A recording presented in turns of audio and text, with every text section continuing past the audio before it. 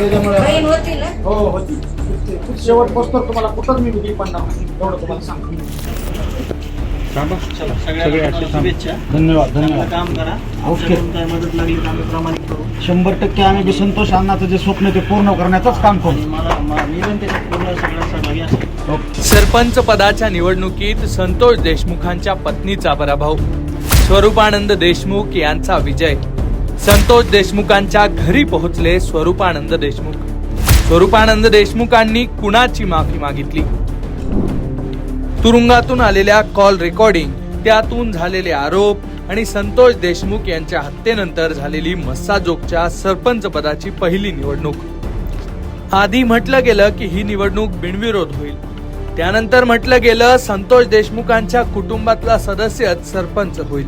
पण घडलं उलटच. मस्साजोगचा निकाल लागला आणि संतोष देशमुखांविरोधात निवडणूक लढलेल्या स्वरूपानंद देशमुखांचा विजय झाला. संतोष देशमुखांच्या कुटुंबातील सदस्याचा पराभव झाल्यानं अनेकांना धक्का बसलाय. या निकालाची महाराष्ट्रात चर्चा झालीय. मस्साजोगमध्ये तणाव निर्माण होण्याची शक्यता सुद्धा वर्तवली गेली. पण इथेही उलट घडलं. विजयी झाल्यानंतर गुलालानं माखलेले स्वरूपानंद देशमुख हे स्वतः दिवंगत संतोष देशमुख यांच्या घराकडे निघाले. ते थेट संतोष देशमुख यांच्या घरी पोहोचले. संतोष देशमुखांची आई, पत्नी यांच्याशी त्यांनी संवादही साधला आणि जाताना त्यांनी सरपंच पदाच्या निवडणुकीत झालेल्या राजकारणाबद्दल माफी देखील मागितली. यावेळेला संतोष देशमुख यांच्या आईनं नाराजीही व्यक्त केल्याचं पाहायला मिळालं. तेव्हा स्वरूपानंद देशमुख यांनी दिलगिरी व्यक्त केली. दिवंगत संतोष देशमुख यांच्या घरी नेमकं काय घडलं एकदा तुम्हीच पहा.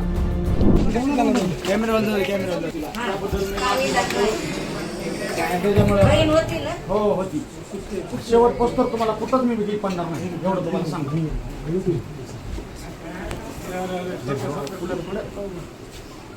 चला चला चला चला.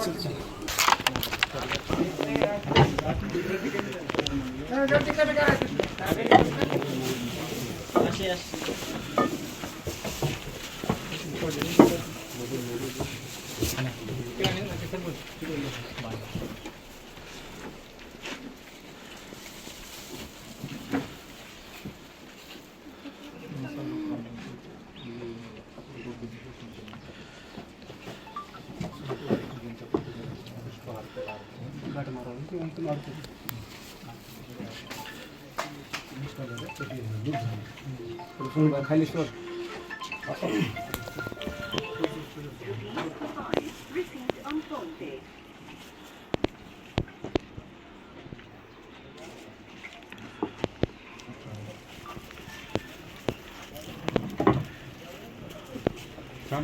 सगळ्या शुभेच्छा. धन्यवाद चांगलं काम करा. ओके. काय मदत लागली तर आम्ही प्रामाणिक करू. 100% आम्ही बी संतोष अण्णाचं जे स्वप्न ते पूर्ण करण्याचंच काम करू. आणि मी पण त्याच्यात पूर्ण सगळं सहभागी असेल. ओके. चला. स्वरूपानंद देशमुख हे घराबाहेर आले. त्यांनी संतोष देशमुख यांच्या प्रतिमेला हार अर्पण केला आणि तिथेच बाजूला उभे असलेले संतोष देशमुखांचे बंधू धनंजय देशमुख यांनीही मन मोठं करून स्वरूपानंद देशमुखांना शुभेच्छा दिल्या. तसंच गावाच्या कामासाठी कधीही हाक दिली तर आम्ही हजर असू असा शब्दही धनंजय देशमुख यांनी दिलाय.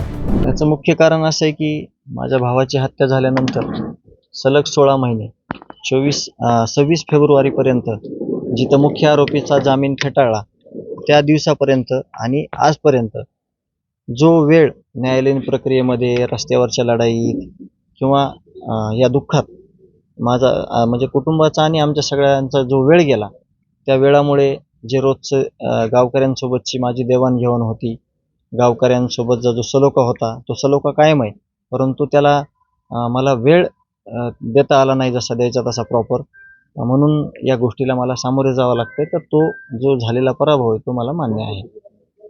आता नेमकं पुढं सामाजिक कार्य कशा पद्धतीने चालणार आहे आणि संतोष अण्णांचा वारसा देखील कशा पद्धतीने चालेल? नवनिर्वाचित सरपंच आहेत, त्यांना कशा पद्धतीने 2011 पासून ते आतापर्यंत जे मतदान रूपी आशीर्वाद या गावाने एक गावचा भातसा म्हणून, पाहुणा म्हणून जो दिलेला आहे तो लाख मोलाचा आहे. कारण का मतदान प्रक्रिया ही वारंवार 5 वर्षाने येते, परंतु आशीर्वाद कायम ठेवणं, पाठीमागं भक्कमपणे उभं राहणं हे आमच्या दोघांच्याही नशिबी होतं.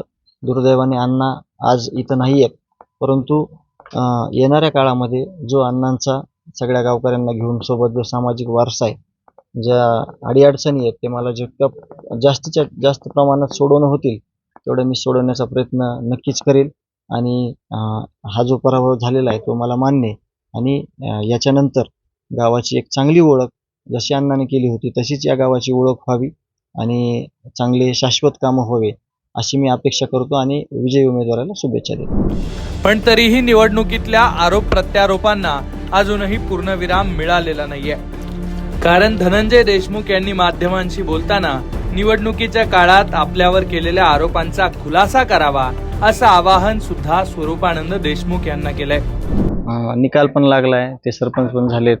आता माझ्या मनात तर कुठला मतभेद नाही, परंतु एक आता गावचे सरपंच म्हणून मी त्यांना एक म्हणजे आव्हान नाही म्हणता येणार की एक खुलासा द्या म्हणून त्यांना मी विनंती करतो की त्यांनी उद्या सकाळी ग्रामपंचायतच्या आवारात आम्हाला सगळ्यांना बोलवावं, गावकऱ्यांना बोलवावं आणि 58 लाखाचा CSRचा काय विषय आहे तिथं आवादाचे जे प्रोजेक्ट मॅनेजर वगैरे आहेत त्यांचा वेळ घेऊन त्यांना त्याचं स्पष्टीकरण द्यायला लावं. म्हणजे मला धनंजय देशमुखला आणि गावाला कळेल की तो CSR फंडचा काय विषय आहे. मात्र त्यांनी आरोप करत असताना तो खर्च केला, एकाच अकाउंटवरती केला अशा पद्धतीने देखील म्हणलं होतं. हा, मग ते स्पष्टीकरण आवादाचे अधिकारी देतील. आवादाचे अधिकारी हे कागदोपत्री देतील. म्हणून तेच मी म्हणतो की त्यांनी म्हणजे मलाही कळेल, कारण माझ्यावर पण मी ब्लेम घेऊन राहू शकत नाही.